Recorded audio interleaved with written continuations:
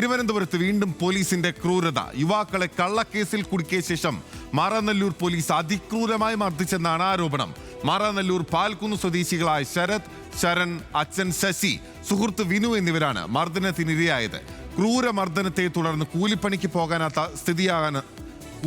പോകാനാകാത്ത സ്ഥിതിയാണെന്ന് ഇവർ ന്യൂസ് മലയാളത്തോട് പറഞ്ഞു.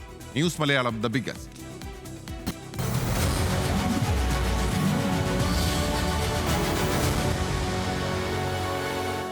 2024 ഡിസംബർ 22 അർദ്ധരാത്രി ഈ റോഡ് വക്ക് മുതലാണ് കൂലിപ്പണി ചെയ്ത് ജീവിക്കുന്ന 3 ചെറുപ്പക്കാരുടെയും ഒരു വയോധികന്റെയും ജീവിതം ഒരു കൂട്ടം പോലീസുകാർ ചേർന്ന് കുട്ടിച്ചോറാക്കിയത്. അർദ്ധരാത്രിയിൽ വീട്ടിലാരൊക്കെയോ മതിൽ ചാടിക്കടന്നുവെന്ന് അയൽവാസി വിളിച്ചു പറഞ്ഞതിനെ തുടർന്നാണ് ശരത്തും ശരണും പിതാവ് ശശിയും ഇവരുടെ സുഹൃത്തായ വിനുവും തെരച്ചിലിനെത്തിയത്. വീടിന് സമീപം കണ്ടവരെ ചോദ്യം ചെയ്തു. എന്നാൽ അത് മഫ്തിയിലെത്തിയ മാറനല്ലൂർ പോലീസ് സ്റ്റേഷനിലെ ഉദ്യോഗസ്ഥരാണെന്ന് പിന്നീടാണ് അറിഞ്ഞത്. രാത്രിയിൽ ഏതെങ്കിലും വീട്ടിൽ കയറി ചെല്ലേണ്ട സാഹചര്യമുണ്ടായാൽ പോലീസ് ഉദ്യോഗസ്ഥർ യൂണിഫോം ധരിച്ചിരിക്കണമെന്നും വനിതാ ഉദ്യോഗസ്ഥ കൂട്ടത്തിലുണ്ടാകണമെന്നുമാണ് ചട്ടം. എന്നാൽ ഇതെല്ലാം കാറ്റിൽ പറത്തിയാണ് മാറനല്ലൂർ പോലീസ് സ്റ്റേഷനിലെ ഉദ്യോഗസ്ഥർ വീട്ടിലെത്തിയത്. പോലീസ് ഉദ്യോഗസ്ഥരാണെന്ന് അറിയാതെ തടഞ്ഞതാണെന്ന് ബോധ്യപ്പെട്ടിട്ടും പോലീസുകാർ മൂവരെയും വെറുതെ വിട്ടില്ല.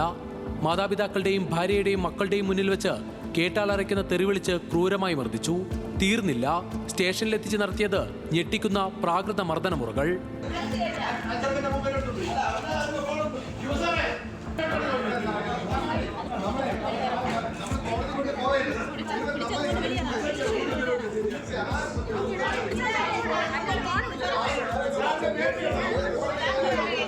നേരെ ഇവിടുന്ന് ജീപ്പിൽ കയറ്റിയ സമയത്ത് തന്നെ ഇവർ മാരകമായിട്ട് മർദ്ദിക്കുവാൻ തുടങ്ങി.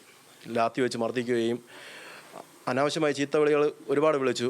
അങ്ങനെ സ്റ്റേഷനിൽ കൊണ്ടുപോയിട്ട് അവിടെ ഒരു സൈഡ് ഇവർക്ക് ക്യാമറ അവർ വെച്ചിട്ടില്ല. ആ ഒരു ബാത്റൂമിൻ്റെ സൈഡിലാണ്. അവിടെ കൊണ്ടുപോയി അതിൻ്റെ തൊട്ടടുത്ത സ്റ്റെയറിൻ്റെ ഇടയിൽ ഒരു ബോക്സ് ഉണ്ട്. അതിനകത്ത് ഇപ്പോൾ ഉണ്ടോയെന്ന് എനിക്കറിഞ്ഞൂടാ. അതിനകത്തൊരു പൈപ്പ്, തേങ്ങ, ടൂൾസാണ് അവരിൽ, അതായത് ക്രിമിനലുകൾ ഉപയോഗിക്കുന്ന ടൂൾസാണ് അവരുടെ കയ്യിലുള്ളത്. അത് വെച്ച് മാരകമായിട്ട് കഴുത്തിൽ ഇങ്ങനെ കൂട്ടി പിടിച്ചു വെച്ചിട്ട് കുനിച്ചതിന് ശേഷം കൈമുട്ട് വെച്ചാണ് ഇടിക്കുന്നത്. ഇടിച്ചതിന് ശേഷം ഒരാൾ ഇടിച്ച് മാറുന്നു, അടുത്ത ആൾ തേങ്ങ കൊണ്ടുവരുന്നു, വീണ്ടും ഒരാൾ പിടിച്ചു വെച്ച് കൊടുക്കുന്നു. അതായത് ഈ കൈ ഇങ്ങനെ ലോക്ക് ചെയ്ത് ഇങ്ങനെ വച്ചിട്ടാണ് ഇടിക്കുന്നത്. 16 ദിവസം ജയിലിൽ കിടന്ന ശേഷം ജാമ്യത്തിലിറങ്ങി. നൽകാവുന്നിടത്തെല്ലാം പരാതി നൽകി. എന്നിട്ടും നടപടിയുണ്ടായില്ല. ഇപ്പോൾ ഒത്തുതീർപ്പാക്കാൻ ശ്രമിക്കുകയാണ് പോലീസുകാർ. ഇവര് സെറ്റിൽമെന്റിന് വേണ്ടി പലതവണ പല ആൾക്കാരുമായിട്ട് ബന്ധപ്പെട്ട് ഞങ്ങളെ സമീപിച്ചെന്ന് പറഞ്ഞത് അവരെ വിളിച്ച് അവർ ഡയറക്റ്റ് അല്ലാതെ വേറെ ആൾക്കാരെ കൊണ്ട് ഞങ്ങൾ ചെയ്തു. ഒരു CA ഇടപെട്ടു എന്നാണ് ഒരു ആൾ പറഞ്ഞത്. പേര് വ്യക്തമായിട്ട് പറയാൻ അറിയില്ല, പറഞ്ഞിട്ടില്ല.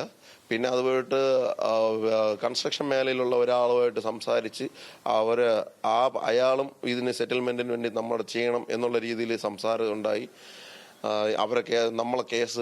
നമ്മൾ എടുത്ത കള്ളക്കേസിനെയും അതും ഒഴിവാക്കി തരാമെന്നും അവരെ കേസ് ഒഴിവാക്കി കൊടുക്കണമെന്നും പറഞ്ഞു. പിന്നെ ഈ കിരൺ എന്ന് പറഞ്ഞ വ്യക്തി പാവപ്പെട്ട ഒരുത്തനാണെന്നും ഒരു ടൈല് പണിക്കാരനാണെന്നും ഒക്കെ പറഞ്ഞാണ് ഞങ്ങളടുത്ത് പറഞ്ഞത്.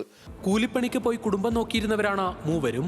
പോലീസിന്റെ ക്രൂരമർദ്ദനത്തിൽ ഇപ്പോൾ ശാരീരികമായി അവശതയിലാണ്. ചികിത്സയ്ക്കും പണമില്ല. ഇതിനെല്ലാം പുറമെ മാസങ്ങൾക്ക് ശേഷവും കുഞ്ഞുമക്കളുടെ ചോദ്യത്തിന് മുന്നിലാണ് ഇവർ മാനസികമായി തളരുന്നത്. കൊച്ചു പിള്ളേർ ചോദിക്കുമ്പോൾ നമ്മളെ മാനസികാവസ്ഥ എന്ന് പറയുമ്പോൾ വളരെ ഇതാണ്. അത് ഇപ്പോഴും പറയാറുണ്ട്, എൻ്റെ മോൻ പറയാറുണ്ട്, നമുക്ക് അപ്പനെ പോലീസ് അടിച്ചല്ലേ ഇങ്ങനെ ഓരോന്ന് പറയുമ്പോൾ നമ്മൾ മാനസികമായിട്ട്. അപ്പോൾ ഞാൻ പറയണമെന്ന് പറഞ്ഞാൽ, ഇല്ല മക്കളെ, നമ്മൾ കള്ളനും പോലീസും കളിച്ചതാണ്. ഇതേ അവരുടെ അടുത്ത് പറയാൻ പറ്റുള്ളൂ. അവരും വളർന്ന് ഈ സമൂഹത്തിൽ ജീവിക്കേണ്ട വ്യക്തികളാണ്. അങ്ങനെ ഇപ്പം എന്തു പറയാം, ഈ ഒരു കള്ളക്കേസോട് കൂടി നമ്മുടെ ജീവിതം തകർന്നു എന്ന് തന്നെ പറയാം. നല്ല രീതിക്ക് തകർന്നിട്ടുണ്ട്. എൻ്റെ കുഞ്ഞുമക്കളാണ് എനിക്ക് 2 പേര്. അവർ 2 പേരും ഇപ്പോൾ രാത്രി കാലങ്ങളിൽ എണീറ്റിരുന്ന് എന്നെ ഇവിടെ നിന്ന് അടിച്ചു കൊണ്ട് പോണത് എൻ്റെ മക്കൾ കണ്ടായിരുന്നു. അവരെണീറ്റ് 3.5 വയസ്സായ കൊച്ചും 6 വയസ്സായ കൊച്ചും ഒക്കെ ഈ പറയണത് പോലീസിന് എന്ന് അടിച്ചു എന്നുള്ള രീതിയിലാണ് അവർ പറയണത്. ഞങ്ങൾ പിന്നെ കുഞ്ഞുങ്ങളതൊന്നും നമ്മൾ പിന്നെ ഒന്നും പറഞ്ഞിട്ടില്ല. നീതിക്ക് വേണ്ടി ഏതറ്റം വരെയും പോകാനാണ് ഈ ചെറുപ്പക്കാരുടെ തീരുമാനം.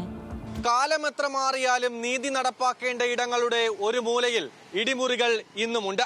കാക്കിയുടെ കരുത്തും നക്ഷത്രത്തിന്റെ ബലവും വൈരാഗ്യം തീർക്കാനുള്ളതല്ല. നീതിയും ന്യായവും ആരുടെ ഭാഗത്തായാലും അത് പുറത്തു വരണം. തിരുവനന്തപുരത്ത് നിന്ന് ക്യാമറമാൻ കൃഷ്ണപ്രസാദിനൊപ്പം VS അനുരാഗ്, ന്യൂസ് മലയാളം.